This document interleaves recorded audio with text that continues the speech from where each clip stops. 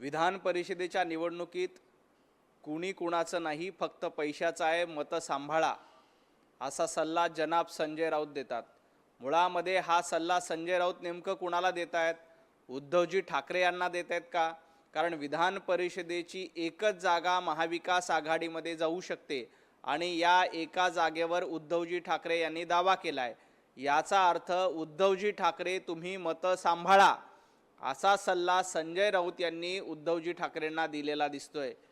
कारण ज्या पद्धतीनं महाविकास आघाडीमध्ये तीन तिघाडा आणि काम बिघाडा सुरू आहे, महाविकास आघाडीचे तिघांची तोंड तीन दिशेला सुरू आहेत, त्यामुळं विधान परिषदेमध्ये महाविकास आघाडीचं एकमत होण्याची शक्यता कमी आहे आणि त्यामुळं संजय राऊतांनी कदाचित उद्धवजी ठाकरे यांना सल्ला दिला असेल की मतं सांभाळा, कारण मतं फुटली जाऊ शकतात।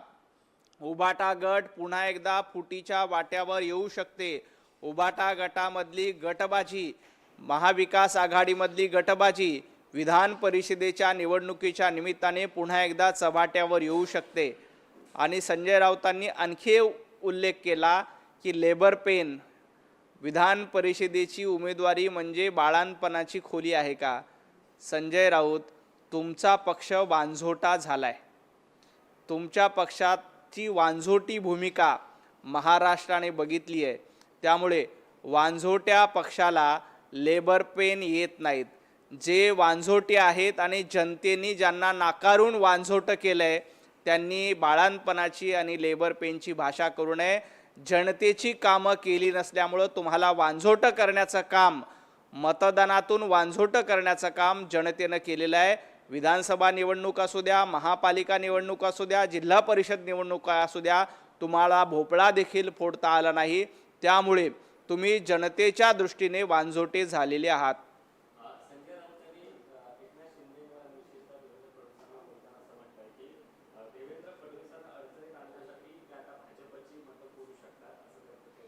एकनाथजी शिंदे भारतीय जनता पार्टीची मतं फोडणार नाहीत।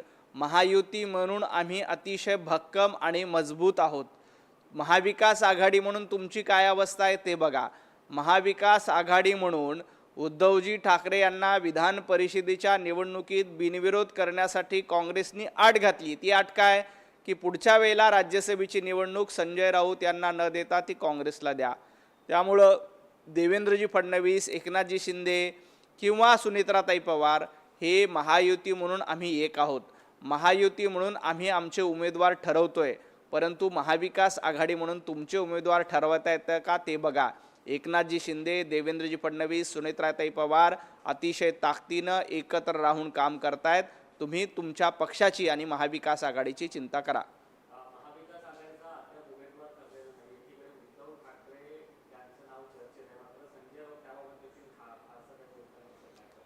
कारण उद्धवजी ठाकरे यांना उमेदवारी मिळावी हा प्रयत्न संजय राऊतांचा नाही आहे। संजय राऊतांची इच्छाच नाही आहे की उद्धवजींना उमेदवारी मिळावी। संजय राऊतांना असं वाटतं की येणाऱ्या काळामध्ये राज्यसभेची निवडणूक आपल्याला मिळायची असेल तर आता उद्धव ठाकरेंचा पत्ता कट झाला पाहिजे। त्यामुळं उद्धवजी ठाकरेंना एक प्रकारे धमकी देत आहेत की उद्धवजी, तुम्ही जर का या विधान परिषदेच्या निवडणुकीला उभं राहिलात तर कदाचित मतं फुटतील। कारण कोणी नाही कोणाचं हे सांगण्याचं संजय राऊतांना आज का गरज होती? ते यासाठीच सांगतायत की उद्धवजी ठाकरेंना एक प्रकारे इशारा देत आहेत की विधान परिषदेच्या निवडणुकीला तुम्ही उभं राहिलात तर उभाटा गटाची मतं फुटतील, महाविकास आघाडीची मतं फुटतील आणि उद्धवजी तुमचा पराभव होऊ शकतो, हे सांगण्याचं कामच संजय राऊतांनी आज पत्रकार परिषदेमध्ये केलेलं आहे।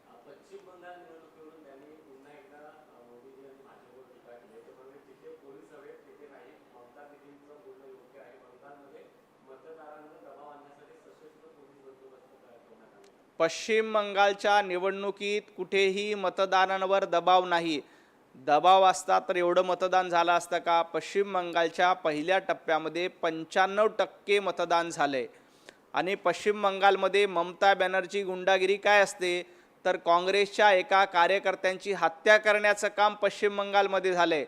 संजय राऊत, ममता दीदींच्या गुंडा करणं, काँग्रेसच्या कार्यकर्त्याची हत्या पश्चिम बंगालमध्ये झाली। इंडिया अलायन्समध्ये काय सुरू आहे ते पश्चिम बंगालमध्ये बघायला मिळते। काँग्रेस विरुद्ध तृणमूल, हा हिंसाचार पश्चिम बंगालमध्ये होतोय, त्यामुळं कायदा सुव्यवस्था अबाधित राहिली पाहिजे यासाठी तिथं अर्धसैनिक बल तैनात करण्यात आलेत आणि कुठेही मतदानावर दबाव नाही, मतदारावर दबाव नाही आहे. दबाव असता तर 95% मतदान झालं नसतं.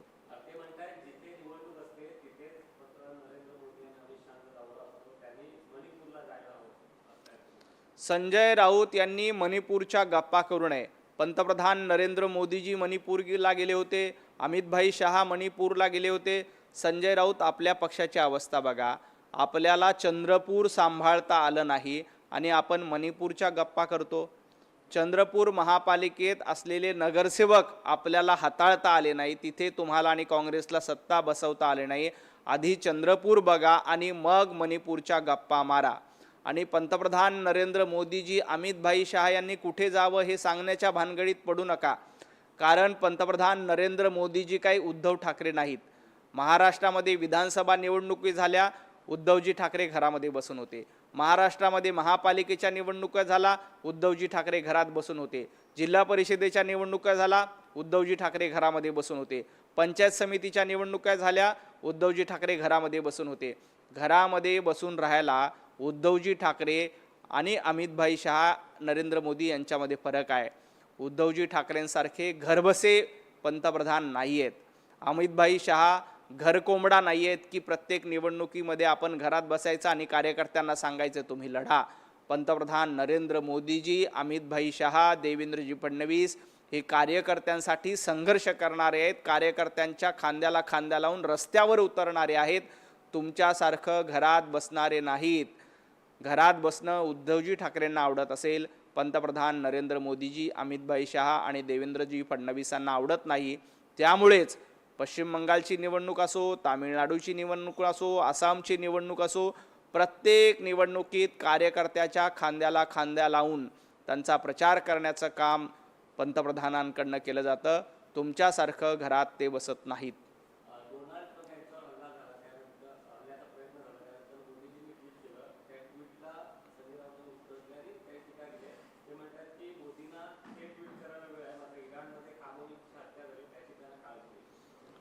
इराणमध्ये जो हिंसाचार झाला त्याचा निषेध करण्याची हिंमत देखील भारताने दाखवली आणि ट्रम्पवर जो हल्ला झाला त्याचा निषेध देखील भारताने केला.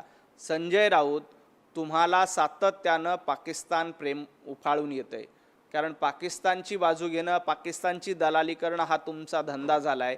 गेल्या काही दिवसापासून प्रत्येक पत्रकार परिषदेमध्ये पाकिस्तानचा उदो करायचं, भारताची बदनामी करायची हाच तुमचा धंदा झाला आहे. परंतु तुम्ही कितीही देशाची बदनामी केली तर 140 कोटी जनता जागरूक आहे. 140 कोटी जनता पंतप्रधान नरेंद्र मोदीजींच्या पाठीशी भरभक्कमपणे उभी आहे. त्यामुळं तुमच्या अशा पाकिस्तान प्रेमाने काहीही फरक पडणार नाही.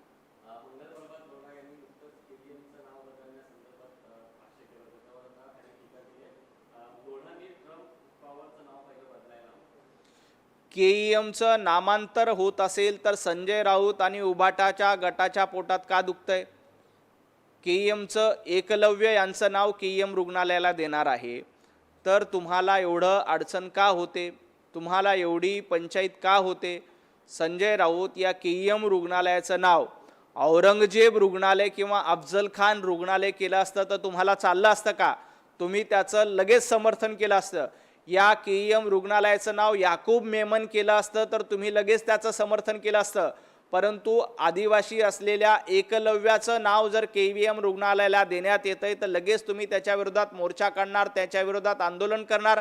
आणि हे जर याकूब मेमनचं नाव दिलं असतं, हेच अफजल खान किंवा औरंगजेबाचं नाव दिलं असतं तर उभाटा गट, संजय राऊत, उद्धवजी ठाकरे यांनी लगेच टाळ्या वाजवून त्याचं स्वागत केलं असतं. परंतु एक गोष्ट ध्यानात घ्या, केईएम रुग्णालयाचं नामांतर होणार. इंग्रजांनी ज्या पद्धतीनं गुलामगिरीची वागणूक दिली, या गुलामीच्या खुणा पुसल्या पाहिजे, त्यामुळे केईएम रुग्णालयाचं नामांतर होतंय. परंतु तुम्हाला एकलव्यांच्या नावाला विरोध आहे, आदिवासी समाजाच्या नावाला विरोध आहे. हेच नाव जर का अफजल खान, औरंगजेब, याकूब मेमन असतं तर उद्धवजी ठाकरे, संजय राऊत यांनी त्याचं टाळ्या वाजवून रेड कार्पेट टाकून स्वागत केलं असतं. परंतु लक्षात घ्या, या देशातली, महाराष्ट्रातली जनता जागी आहे. तुमचा हा दुटप्पीपणा उघड केल्याशिवाय राहणार नाही.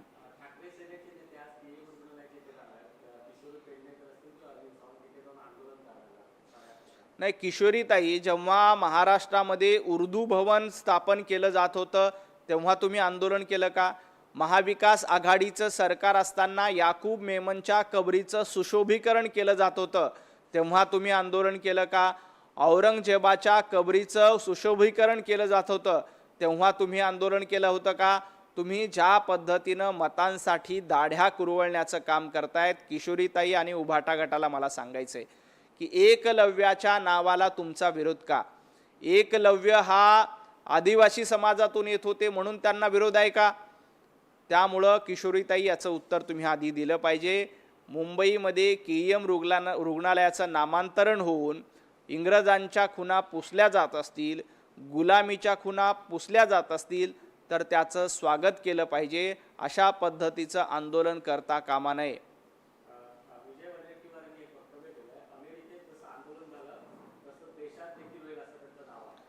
काँग्रेसचे नेते विजय वडेट्टीवारांची इच्छा आहे की भारतामध्ये अराजकता माजावी. तुम्हाला आठवत असेल बांगलादेशमध्ये हिंसाचार झाला तेव्हा यांनी असेच मुंगेरी लालखे हसीन सपने बघितले.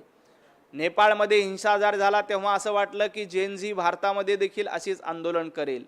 जेव्हा केव्हा विदेशामध्ये हिंसाचार होतो तेव्हा विजय वडेट्टीवार मुंगेरी लालखे हसीन सपने बघतात आणि भारतामध्ये देखील असा हिंसाचार होईल असे वाट बघतात. परंतु एक लक्षात घ्या, इथली जेनझी पंतप्रधान नरेंद्र मोदीजींच्या पाठीशी आहे.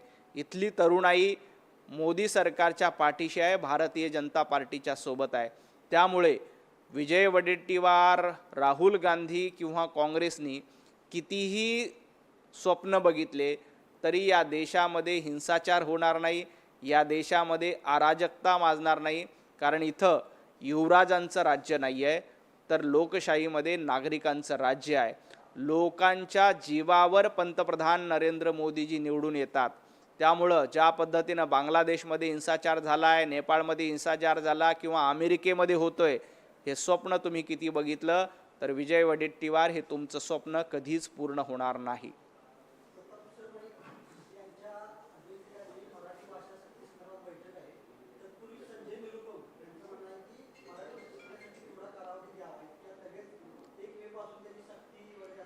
महाराष्ट्रामध्ये मराठी सक्तीची असली पाहिजे, मराठी आली पाहिजे, ही भारतीय जनता पार्टीची आणि राज्य सरकारची भूमिका आहे.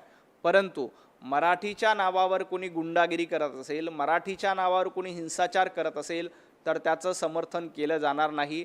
मराठी शिकण्यासाठी निश्चितपणे अवधी दिला पाहिजे आणि आपण सगळ्यांना सांगितलं पाहिजे की तुम्हाला महाराष्ट्रात व्यवसाय करायचा असेल, महाराष्ट्रामध्ये राहायचं असेल तर मराठी निश्चितपणे आली पाहिजे. परंतु मराठी आली नाही म्हणून लगेच कुणाच्या तरी कानाखाली मारा, लगेच दगडफेक करा, याचं समर्थन कुणीही करणार नाही.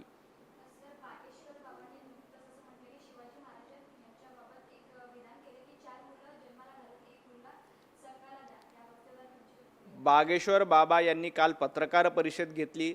छत्रपती शिवाजी महाराजांचा अपमान करण्याचा कुठलाही हेतू नव्हता असं देखील त्यांनी स्पष्ट केलं.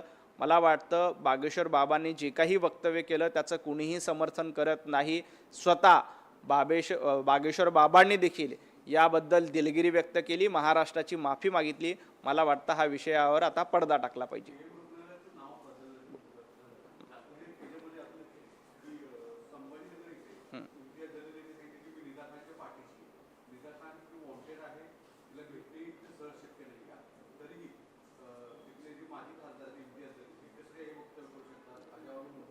इम्तियाज जलील सातत्यानं वादग्रस्त वक्तव्य करण्याचा प्रयत्न करतात.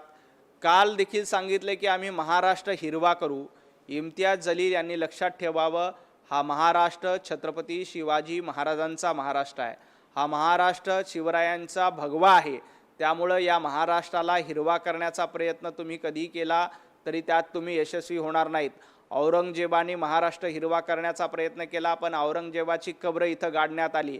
अफजल खानाने महाराष्ट्र हिरवा करण्याचा प्रयत्न केला पण अफजल खानाचा कोथळा काढण्याचं काम या महाराष्ट्राने केलं, छत्रपती शिवाजी महाराजांनी केलं. त्यामुळं अशा पद्धतीची वादग्रस्त वक्तव्य इम्तियाज जलील यांनी करू नये. त्यांना महाराष्ट्रातील जनता धडा शिकवल्याशिवाय राहणार नाही.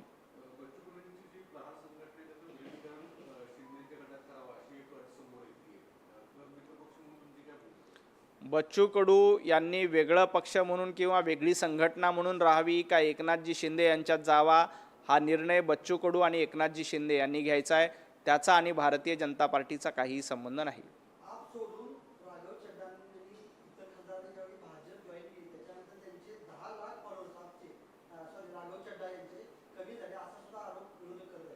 अशा पद्धतीचे फेक फॉलोअर्स आम आदमी पक्षाकडनं काँग्रेसकडनं सातत्यानं केले जातात.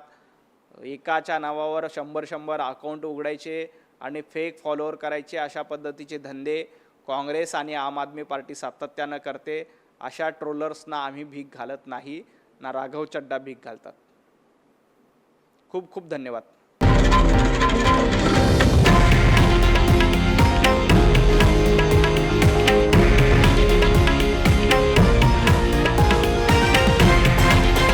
हे आहे देशातील नंबर 1 न्यूज नेटवर्क आणि आपण पाहत आहात TV9 मराठी, एकमेव.